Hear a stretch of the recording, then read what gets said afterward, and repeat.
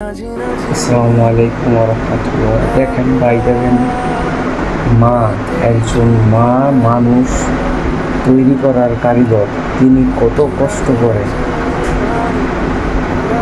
মা কত কষ্ট করে সন্তানের জন্য। আর আমরা সন্তান হয়ে মা কোনো দায়িত্বই পালন করি না, মার কথা শুনি না, মাকে ভুল বুঝে আছি।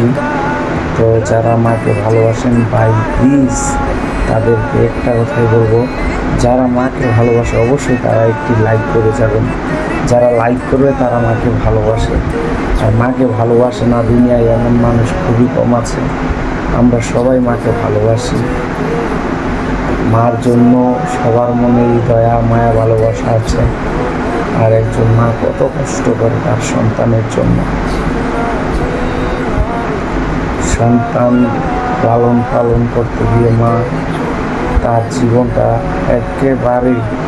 একেবারে বিলিয়ে দেয়। তার জীবনের কোনো শখ আহ্লাদ সন্তানের জন্য পূরণ করতে পারে না। একজন সন্তানের জন্য মা জীবনের কোনো শখ আহ্লাদ পূরণ করতে পারে না। আর যদি কারো দুটি সন্তান একসাথে হয়, তাহলে তো আর যে দিনে খুব কষ্ট করতে হয়, একদিনে এর ঋণ আমরা কোনো দিন শোধ করতে পারবো কিনা জানি না।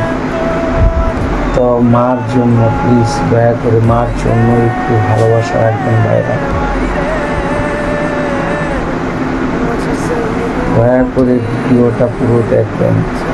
একেবারে আবেগময়ী মুহূর্ত, আবেগময়ী